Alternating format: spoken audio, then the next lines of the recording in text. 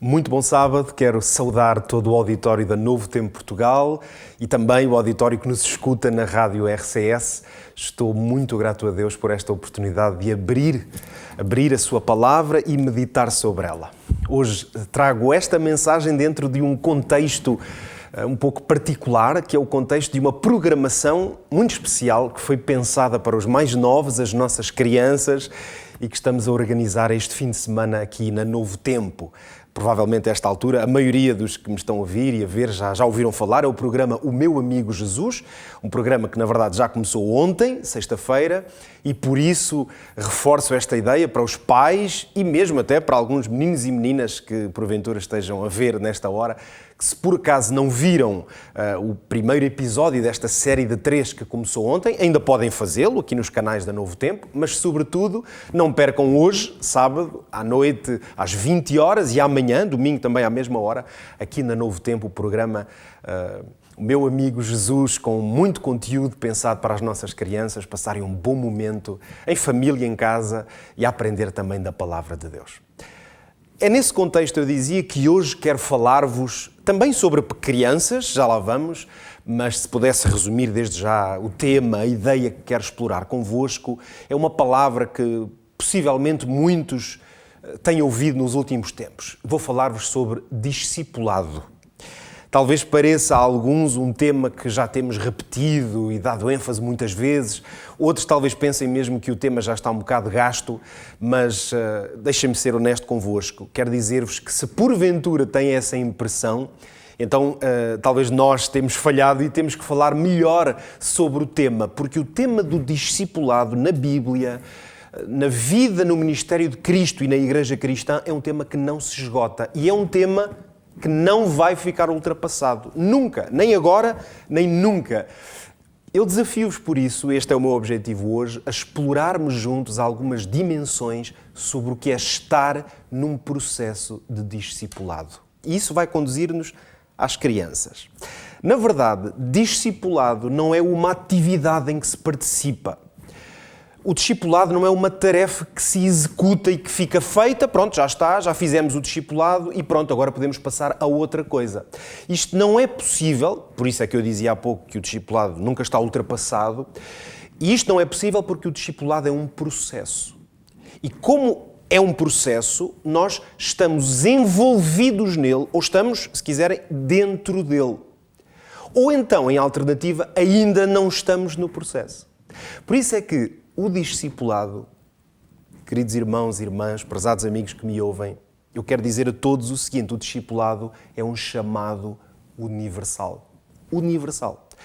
Todos os crentes, em qualquer tempo, em qualquer circunstância, e um detalhe importante, em qualquer idade, são chamados a entrar dentro deste processo. Vamos à Bíblia. Quero evocar aqui convosco o sermão que fez o apóstolo Pedro num dos momentos, aliás, chave na história da Igreja Cristã, o Pentecostes. Vamos recordar-nos desse momento, Atos no capítulo 2. Eu vou só citar praticamente porque é apenas para evocar uma ideia muito importante na ideia de um chamado universal. No capítulo 2, portanto, os versículos 16 e 17, depois daquela grande manifestação da descida do Espírito Santo, o apóstolo Pedro vai então explicar àquelas pessoas que viram aquela manifestação poderosa e visível da ação do Espírito Santo, ele vai tentar explicar-lhes o que é que se está ali a passar. Eu vou ler na tradução a Bíblia para Todos, que tem as palavras de uma maneira um pouco mais moderna para facilitar a compreensão. Então diz o apóstolo Pedro disse no sermão que o que aqui se passa é aquilo que está escrito no livro do profeta Joel. E agora ele cita o profeta Joel, também no capítulo 2. Deus diz: nos últimos dias espalharei o meu espírito sobre toda a humanidade. Os vossos filhos e filhas profetizarão, os jovens terão visões, os velhos terão sonhos. Pois é, as crianças fazem parte deste processo, tal como os jovens ou os adultos. Por isso é que o Espírito Santo é dito que é derramado sobre todos e inclui as crianças. Portanto, aqui no Pentecostes, tal como tinha sido profetizado pelo profeta Joel, as crianças, os jovens e os adultos, todas as gerações, estão envolvidas neste processo de receberem o Espírito Santo. E, portanto, as crianças também são testemunhas, são chamadas a pregarem o Evangelho, aliás, como Jesus tinha instruído os seus discípulos, de que todos tinham que receber o Espírito Santo para poderem ser testemunhas. Por isso é que eu dizia que o discipulado é um chamado universal, portanto, engloba a todos, para entrar num processo ou numa dinâmica de vida. Esta dinâmica, onde é que ela nasceu? Qual é a sua origem? É o coração de Jesus. Foi aí que nasceu o discipulado. Foi Jesus que pensou e que implementou um movimento, podemos chamar-lhe assim, que está assente numa lógica e numa estrutura de discipulado. Agora, eu convido a tentarmos descobrir juntos e mesmo a analisar esta estrutura, a estrutura do discipulado, e vamos fazer isso num texto muito interessante que está registado no Evangelho de João, no primeiro capítulo do Evangelho de João. E o que é que nós encontramos aí? Precisamente o momento em que Jesus chama os seus primeiros discípulos. Esta estrutura de discipulado, ela vai revelar-se, ou eu proponho-vos entendermos esta estrutura usando 4 expressões que foi o próprio Jesus que usou, portanto são palavras ou 4 palavras de Jesus, que ele usou neste contexto de chamar os discípulos. E por isso é que isto nos ajuda a entender a tal lógica ou estrutura do discipulado. Precisamente a partir do versículo 35 do primeiro capítulo de João, então vamos ler juntos. No dia seguinte, estava João outra vez na companhia de 2 dos seus discípulos e, vendo Jesus passar, disse: Eis o Cordeiro de Deus. Os 2 discípulos, ouvindo dizer isto, seguiram Jesus. E Jesus, voltando-se e vendo que o seguiam, disse-lhes: O que buscais? Vamos fixar-nos então aqui nesta primeira expressão, que representa uma primeira etapa deste processo ou desta estrutura. E a expressão é a pergunta: o que buscais? Então, notem o seguinte, Jesus lança-lhes uma pergunta. Esta pergunta, o que buscais, ela representa o desafio de pensar. É um chamado a eles pensarem, no fundo, a sondarem as suas intenções. Jesus leva, portanto, estes homens a um questionamento. É certo que eles já estavam com uma certa curiosidade. Jesus despertou-lhes essa curiosidade. Mas Jesus o que é que vai fazer? Questioná-los. Propor questionamento é a primeira etapa à qual Jesus os desafia. Questionar. Qual é a segunda etapa? Vamos continuar aqui a ler o texto e a descobrir esta estrutura. Depois, no final do capítulo 20, estamos no capítulo 1 de João, versículo 38. Depois da pergunta, o que buscais? Então eles disseram, Rabi, que traduzido quer dizer mestre, onde moras? E ele lhes disse, vinde e vede. E foram e viram onde morava e ficaram com ele aquele dia. Fixe então a expressão vinde e vede. Jesus aqui faz o convite para que eles agora venham ver, venham comprovar com os seus próprios olhos, venham testemunhar pessoalmente. Isto quer dizer o quê? Que não chega a ouvir o que outros dizem, é preciso ver com os próprios olhos. Mas a expressão é interessante porque a expressão vinde e vede é um convite ainda a uma certa, se posso dizer assim, neutralidade. Porque ir e ver é um convite a estar, eu vou dizer como que de fora. Porque ir e ver é ver o que Jesus faz. Portanto, o convite é a observar Jesus. As suas ações, as suas palavras, a sua conduta, a sua maneira de estar. Então, a segunda etapa neste processo, nesta estrutura de discipulado, é observar. Depois de questionar, Jesus convida-os a observar. E agora, a história, na verdade, a narrativa continua e novos personagens ou intervenientes vão entrando na história e chegamos ao versículo 43. Estamos sempre no capítulo 1. E o que é que vai acontecer? Vamos ler. No dia seguinte, quis Jesus ir à Galileia e achou a Filipe. E disse-lhe, segue-me. A expressão agora que nos focamos é a terceira expressão de Jesus aqui. Segue-me. Direta. E neste convite, Veja agora a evolução. Já não se trata de observar apenas. Não é venham ver. Seguir é uma coisa um pouco diferente. Porque a expressão que é usada aqui, eu faço aqui referência à expressão original, que é a expressão keleuthos, que é uma palavra grega, que na verdade significa caminho ou estrada. O sentido de dizer segue-me é anda na mesma estrada que eu, ou vem percorrer o mesmo caminho que eu. Portanto, repare que o ponto de vista deste desafio já não é exatamente o de observar, porque observar é uma coisa que se pode fazer na beira do caminho. O convite a seguir é entrar no caminho, porque é literalmente essa a raiz da expressão segue-me, é entrar no caminho com Ele, é percorrer a mesma estrada que Jesus, é pôr os pés onde o Mestre põe os pés. Não sei se já tiveram a oportunidade de assistir a alguma prova de automobilismo, por exemplo, rally. Ainda há pouco tempo tivemos aqui em Portugal uma etapa, não é, do rally, do campeonato de rally, neste caso no Rally de Portugal. Eu, quando era miúdo, cheguei a ir 2 ou 3 vezes, pelo menos, com o meu pai e com alguns amigos, assistir ao rally, quando ele passava ali na zona centro, que eu sou de origem ali de Coimbra, e ali na zona de Arganil, por ali nessa zona, nós às vezes íamos assistir ao rally. Tenho memórias, realmente aquilo era incrível, o barulho que os carros faziam e a impressão de velocidade. É incrível estar de fora. Não deixa de ser uma coisa que mexe connosco, estar de perto e ver a velocidade dos carros. Mas, agora, imaginem o que será entrar dentro do carro. Uma experiência que, aliás, no rally só tem o copiloto. Porque esse está dentro do carro. Ele não está a conduzir, mas não está de fora a observar. Ele faz parte, está na mesma estrada que o mestre. Eu nunca conduzi um carro de rally, o máximo de experiência que tive próxima disto foi conduzir karts. E mesmo um pequeno kart já é uma experiência que causa muita adrenalina e quem gosta de conduzir karts numa pequena pista já é uma experiência muito interessante que eu já tive algumas vezes.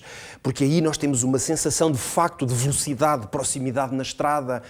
Então repare, Jesus quando diz segue-me, vem para o caminho em que eu estou, ele está a fazer um convite a imitar.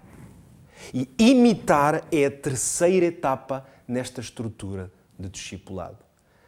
Não é questionar, não é observar, é uma etapa que complementa estas, trata-se de imitar. E finalmente chegamos ao versículo 50. E no versículo 50, o final, aliás, desta narrativa, nós temos outro interveniente. E Jesus vai dizer uma outra expressão muito importante. E vamos ler então. Diz que Jesus respondeu e disse-lhe, e aqui, atenção, que estamos a falar de Natanael, e Jesus disse-lhe, porque te disse, vi-te debaixo da figueira, crês? Coisas maiores do que estas verás. Eis a expressão, a quarta expressão, que faz parte desta estrutura. Coisas maiores verás. O desafio agora, finalmente, já é mais do que seguir Jesus.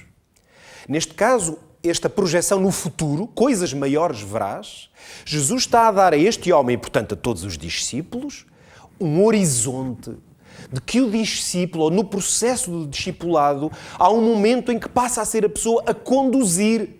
A pessoa passa a ser o agente, a ver o poder de Deus a agir. O desafio aqui é de, agora, ser o discípulo a guiar outros neste processo. E essas outras coisas maiores que seriam vistas, obviamente, são vistas na vida de outros discípulos. É interessante porque mais tarde Jesus disse aos discípulos, aliás, é o Evangelho de João que também registra isto, eu vou só relembrar as palavras, quando Jesus disse, na verdade vos digo, que aquele que crê em mim também fará as obras que eu faço, e as fará maiores do que estas, dizia Jesus, João 14:2. Os meus discípulos farão obras maiores do que estas. É por isso que a quarta etapa nesta estrutura de discipulado é avançar. Avançar para fazer. Ora, o que eu acabo de vos descrever é um roteiro de discipulado. E Jesus quer conduzir todos os seus discípulos dentro deste roteiro. Vamos relembrar? Questionar, observar, imitar e avançar. Na verdade, hoje podem estar a ouvir-me neste momento crentes, discípulos de Jesus, que podem estar em qualquer uma destas etapas. Mas há uma coisa que eu quero assegurar, é que onde é que Jesus quer levar a todos os seus discípulos? A este processo final, à fase final deste processo, que é acompanhar outras pessoas a entrarem e fazerem parte deste mesmo processo, desta estrutura. É por isso que podemos dizer que o discipulado é um processo que tem duas palavras-chave: amadurecimento e acompanhamento. Como é que eu posso expressar isto de uma maneira talvez que fique mais claro? Como discípulo, eu estou envolvido num processo permanente de amadurecimento. Permanente. Este amadurecimento está constantemente a acontecer na minha vida. Não posso dizer que um dia já cheguei a uma maturidade total no meu discipulado, no meu relacionamento com Deus, na minha fé. O amadurecimento é pessoal, tem a ver com a minha natureza, com as minhas características, com a minha personalidade, com o meu caráter. É espiritual, porque tem a ver com a minha relação com Deus, com o meu conhecimento da sua Escritura e do que está revelado. E é relacional, porque me envolve com os outros, na maneira como eu trato e me relaciono com todos à minha volta, a começar pela minha família e a ir a todos os que estão à minha volta. Portanto, este discipulado, este amadurecimento envolve todas as dimensões da minha vida. Mas, à medida que eu amadureço como discípulo, eu vou envolver-me no acompanhamento de outros neste processo. Ou seja, de ajudar outros a amadurecerem para poderem acompanhar. Agora, vamos entrar aqui numa segunda etapa desta mensagem, porque há algo de extraordinário no ensino e na prática de Jesus sobre o discipulado que eu gostava muito ainda de explorar convosco. E aqui é que nos vamos aproximar das crianças. E esta tal ideia, este ensino que Jesus encarnou de uma maneira incrível, é a forma como ele usou as crianças como a referência no discipulado. E isto pode parecer uma coisa um bocado anacrónica ou incoerente, porque nós não estamos habituados a pensar em crianças numa lógica de amadurecimento e acompanhamento. Mas o ensino de Jesus leva-nos muitas vezes para estas surpresas. Acompanhe-me então a ler 2 textos que são absolutamente centrais para termos este entendimento. Porque são 2 textos em que Jesus falou de crianças e que as relacionou precisamente com o contexto do discipulado. Vamos ler isto, vamos ler primeiro em Mateus, no capítulo 18, e aqui vamos ler os primeiros 5 versículos. E o texto diz o seguinte, Mateus 18, 1 a 5. Naquela mesma hora, chegaram os discípulos ao pé de Jesus, dizendo: quem é o maior no reino dos céus? E Jesus, chamando um menino, o pôs no meio deles, e disse: em verdade vos digo que se não vos converterdes e não vos fizerdes como meninos, de modo algum entrareis no reino dos céus. Portanto, aquele que se tornar humilde como este menino, esse é o maior no reino dos céus. E qualquer que receber em meu nome um menino tal como este, a mim me recebe. Agora, para uma análise comparada, vamos ler já a seguir a outra história, que se encontra no Evangelho de Marcos, no capítulo 2. Portanto, eu quero lê-lo já seguido precisamente para que possamos fazer aqui uma análise comparada a estas 2 narrativas, porque elas podem e até devem, em certo sentido, ler-se em conjunto. Eu vou ler no Evangelho de Marcos, no capítulo 10, se quiser acompanhar-me, claro, na sua Bíblia, ou ler connosco e escutar a leitura. Portanto, Marcos 10, a partir do versículo 13 e até ao 16. Diz que traziam-lhe crianças para que lhes tocasse, mas os discípulos repreendiam as que lhes traziam. Jesus, porém, vendo isto, indignou-se e disse-lhes: deixai vir a mim os meninos e não os impeçais, porque dos tais é o reino de Deus. Em verdade vos digo que qualquer que não receber o reino de Deus como menino, de maneira nenhuma entrará nele. E tomando-os nos seus braços e impondo-lhes as mãos, os abençoou. Há um tema, note bem agora, há um tema que une estas 2 histórias. Qual é?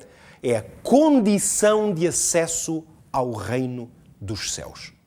As 2 histórias, Jesus indica uma condição para a entrada no reino dos céus. Como é que esta condição é expressa? Em que palavras? Estar convertido como um menino ou uma criança e receber o reino de Deus como uma criança. Estas histórias Por isso é que eu disse há pouco que elas têm tudo a ver com discipulado e com estrutura de discipulado, porque estas histórias estas afirmações de Jesus foram ditas, expressas aos discípulos. Portanto, incluem-nos, implicam-nos, é um ensinamento sobre discipulado. E neste caso, Jesus vai implicar os discípulos ao descrever um grande problema que eles manifestam. Isso está implícito na história. É que os discípulos não estão convertidos, nem receberam ainda o reino de Deus como meninos. Caso contrário, Jesus não precisava de lhes dar esta exortação. É por isso que eu considero que estes dois textos têm uma chave mesmo, uma chave de compreensão para percebermos melhor o que é o discipulado. E é isto que eu gostava de convidar-vos a analisar comigo.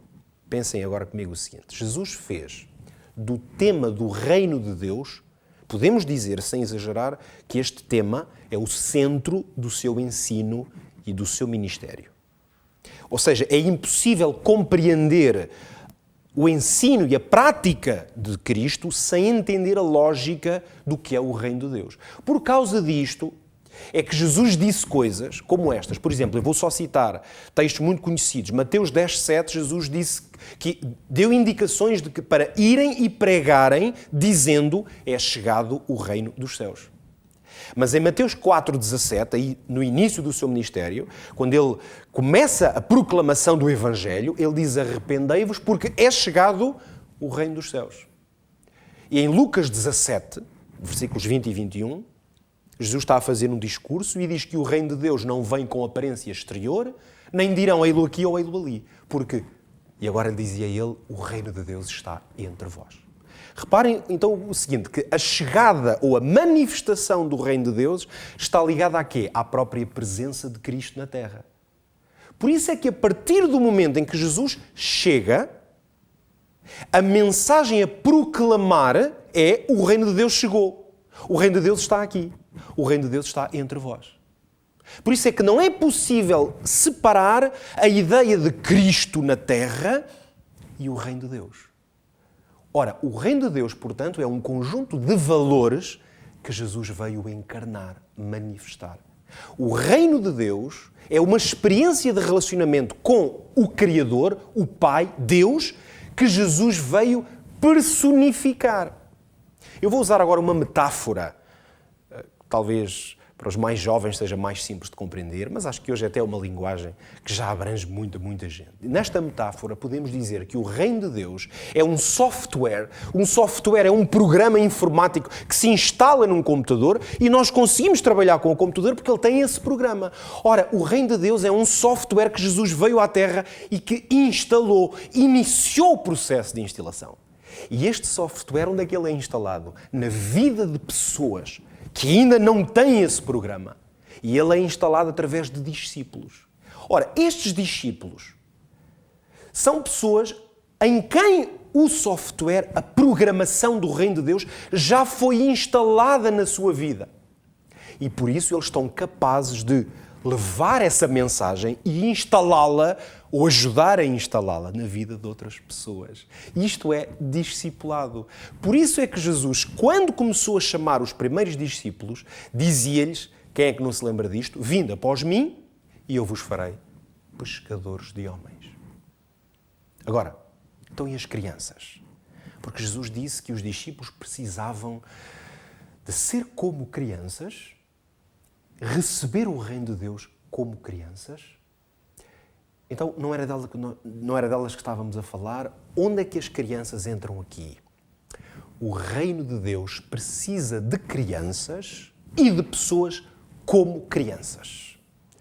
Se tentarmos ser discípulos sem sermos como crianças, é este o ensino de Jesus, então, eu continuo a metáfora, então o software está mal instalado. Ou está instalado com vírus, com defeitos, com bugs, como se diz também. Estes defeitos prejudicam a nossa capacidade do programa funcionar. E por isso é que há discípulos que se chamam discípulos, que em parte na sua vida vivem o discipulado, mas vivem-no de uma maneira errada, cheia de defeitos. Na verdade, esta era a experiência dos próprios discípulos. Um discipulado que não é como criança, e aqui, como criança, eu cito Jesus, é um discipulado defeituoso. Agora, talvez isto nos ajude a compreender, pelo menos a mim ajuda-me a compreender, porque é que Jesus insistiu tantas vezes e de uma maneira tão enfática naquela famosa necessidade de nascer de novo. Porque os programas, o software, a religião, a fé, o reino de Deus está mal instalado na vida de muitas pessoas que já são adultas. Por isso Jesus dizia nascer de novo, ser como criança. Por isso é que temos aquele ensino bíblico, aquela famosa expressão bíblica do velho homem. E esse velho homem, o que é que tem que lhe acontecer, segundo o ensino bíblico? Tem que morrer. Vamos analisar isto ainda na experiência dos próprios discípulos, porque eles servem-nos realmente como um exemplo, um paradigma incrível desta realidade. Vamos pensar, por exemplo, em valores essenciais no reino de Deus. Porque, como já vos disse, uma forma de expressar o que é o reino de Deus é um conjunto de valores. E por isso é que Jesus veio encarnar esses valores. Vamos dar 2 exemplos. 2 valores estruturantes no reino de Deus. O primeiro que vou-me referir é a humildade. No reino de Deus, a humildade é uma característica básica da pessoa, do discípulo. Este valor é tão central que Jesus, o que é que disse dele próprio? Eu vou citar. Eu vim para servir, não para ser servido.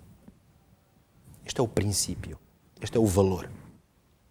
Mas os discípulos, como é que os discípulos viviam este valor?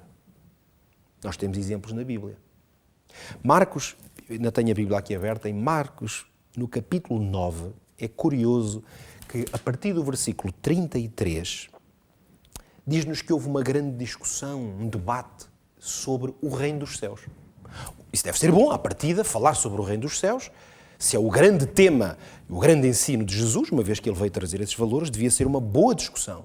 Só que o texto diz o seguinte, que chegou a Cafarnaum e, entrando em casa, perguntou-lhes, Jesus aos discípulos, o que estáveis vós discutindo pelo caminho? Mas eles calaram-se, porque pelo caminho tinham disputado entre si qual era o maior. Entendeu? Software defeituoso. O discipulado não podia funcionar na vida destes homens porque o reino de Deus não estava instalado corretamente no coração destes homens. Segundo exemplo, um valor central no reino de Deus. A salvação é um propósito que Deus tem para todos. Deus quer salvação a todos os homens, ou a chegar a todos os homens. Por isso é que a Bíblia, aliás, esta é uma descrição bíblica que aparece várias vezes, eu relembro-lhe o texto de 1 Timóteo, capítulo 2, versículos 3 e 4, onde o apóstolo Paulo, quando está a instruir, a acompanhar Timóteo no seu discipulado, portanto, para ele amadurecer, Paulo acompanha-o, e Paulo dizia-lhe o seguinte, isto é o que é bom e o que é agradável diante de Deus, o nosso Salvador. Obviamente uma referência a Jesus. Ele quer que todos os homens se salvem e venham ao conhecimento da verdade.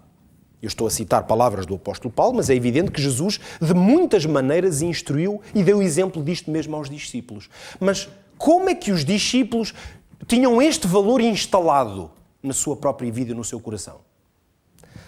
Lucas, capítulo 9, e no versículo 54, dá-nos um bom exemplo. Os discípulos e Jesus chegaram a Samaria, uma terra que, como muitos sabem, os judeus tinham problemas com os samaritanos. Havia uma grande intolerância entre estes dois povos, por diversas razões. O que é certo é que eles não foram muito bem aceites e recebidos em Samaria. E a certa altura, Lucas 9,54 diz o seguinte, quando os samaritanos não quiseram receber Jesus. Os discípulos Tiago e João, vendo isso, disseram, Senhor, queres que digamos que deixa fogo do céu e os consuma, como Elias também fez? É interessante, não é? Ou é impressionante. Jesus veio para instalar estes valores. Jesus veio para trazer salvação a todos os homens. Recorde-se que Jesus chegou a dizer: eu vim para salvar os que estavam perdidos, mas segundo a instalação do software Reino de Deus no coração dos discípulos, eles queriam matar, destruir com fogo aqueles que Jesus queria salvar. Os discípulos não tinham a instalação bem feita. E por isso é que Jesus insistia com eles. E agora eu quis fazer este percurso para entendermos melhor o alcance da expressão de Jesus. Têm de tornar-se como meninos. Jesus insistia, é como ele trazia. O texto que lemos há pouco em Mateus diz que Jesus trouxe um menino como uma ilustração viva. E Jesus dizia-lhes: é como este menino que vocês têm que ser. Porque a descrição destas palavras implica o seguinte, que Jesus dizia-lhes: este velho homem que vocês têm, esse homem cheio de soberba, cheio de grandeza, cheio de ódio e desprezo por outros, tudo isso tem de morrer. E por isso, Jesus apresenta as crianças como o padrão do discipulado. Lembram-se da estrutura que há pouco descobrimos e estudámos em João no capítulo 1? Agora, ao chegar ao final desta mensagem, eu queria fazer uma ligação precisamente entre este ensino de Jesus e as crianças como padrão do discipulado e a estrutura do discipulado. É que aquelas 4 etapas que nós falámos aqui parecem uma descrição da essência do que são as crianças. Se não, vocês pensem comigo. Etapa 1, qual era? Questionar. É a primeira etapa nesta estrutura de discipulado. Ora, as crianças, nós sabemos bem, são muito curiosas. As crianças são ávidas por saber e por perceber. Elas não acham que já sabem tudo, porque elas de facto não sabem, e por isso é que elas perguntam tanto. Questionar. Um coração que se questiona. Na segunda etapa, recordam-se que era observar. Ora, as crianças são atentas por natureza, mesmo quando parece que estão desatentas. Quantas vezes isto não acontece? Parece que elas estão a brincar aqui e ali, a fazer qualquer coisa, e se nós tivermos uma conversa, elas sabem, ouvem a conversa. As crianças sentem-se atraídas pelos muitos estímulos que estão à sua volta. Por isso é que nós tantas vezes dizemos que as crianças são como esponjas. Elas não apenas observam, elas absorvem. E por isso o processo de estarem permanentemente a observar e a absorver é quase uma descrição do que é uma criança. A etapa 3 no discipulado, na estrutura do discipulado, que descobrimos na Bíblia, é imitar. Ora, as crianças não apenas gostam de imitar, as crianças vivem a imitar, porque elas são como páginas em branco. Elas precisam de imitar o que vêm para se estruturarem como pessoas. E é por isso que as crianças tão facilmente e de uma forma natural, não é preciso fazer nada para que elas escolham modelos. As crianças não nascem com hábitos. As crianças, como sabemos, não nascem com escolhas programadas. Elas constroem a sua vida a partir do que veem e a partir daquilo que lhes é ensinado. Um parênteses pequeno para dizer que é por isso que os professores, por exemplo, têm um papel tão decisivo na vida das crianças. E por isso professores representam uma classe e uma missão e uma vocação que é de uma importância extrema. Porque desde a mais tenra idade as crianças convivem com esses homens e mulheres, mestres, professores, que lhes servem de padrão. É claro que eu nem estou aqui a referir os pais, que são obviamente o padrão fundamental. E vamos à última etapa, avançar. Ora, as crianças são muito corajosas. As crianças avançam sem medo, até porque elas não têm muita facilidade em ver o perigo. Por isso é que as crianças adoram fazer coisas, experimentar. As crianças gostam de ir com confiança. Elas avançam, porque está-lhes na natureza avançar para descobrir.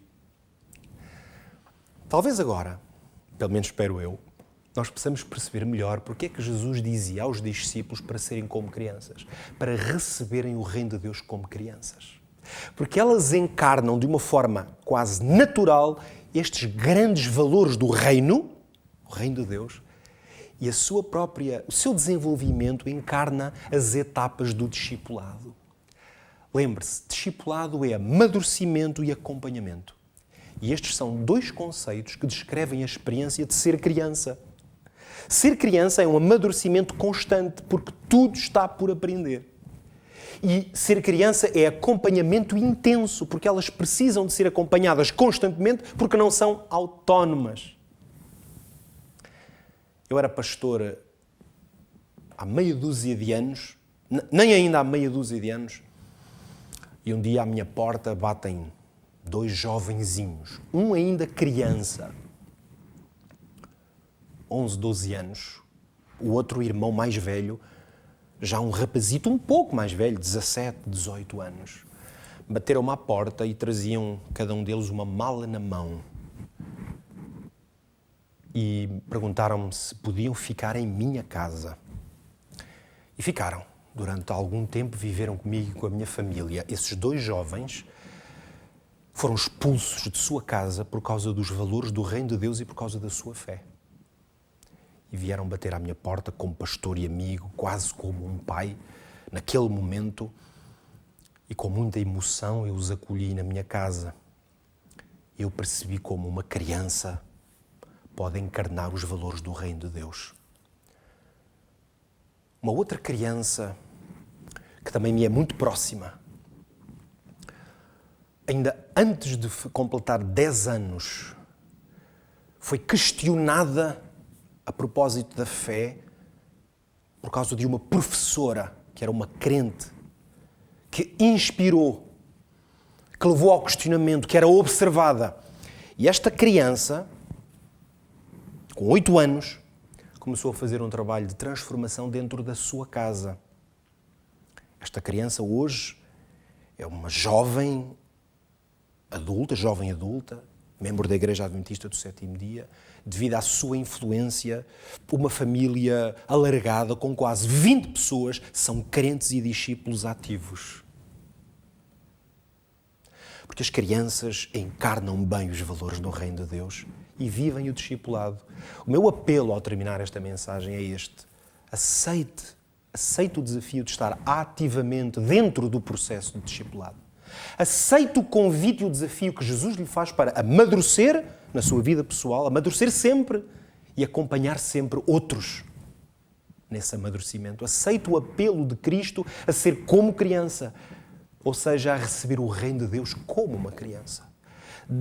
Permita que o software do Reino de Deus, com todos os seus valores, seja completamente instalado na sua vida. E então saia, avance, procure outros discípulos. E com coragem, com humildade, com amor, vá à procura de outros que precisam destes valores na sua vida. Isto é um projeto de vida e eu oro para que Deus o abençoe neste processo.